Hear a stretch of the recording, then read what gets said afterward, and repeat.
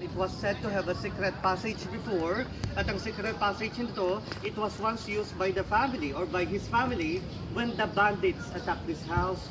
Kaya lang po, unfortunately, later on, the bandits cornered them and then they killed all of his family.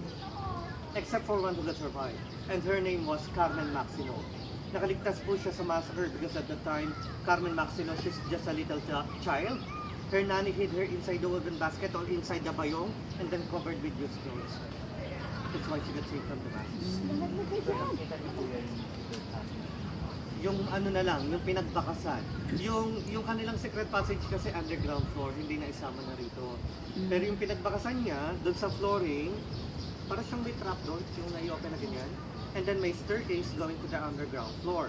Yung underground floor This is nila, the may third house exit. that we Ang exit visited. daw po before, sa forest ng Unisan, Quezon. Ang nangyari, parang may inside job na naganap bago sila sumugod.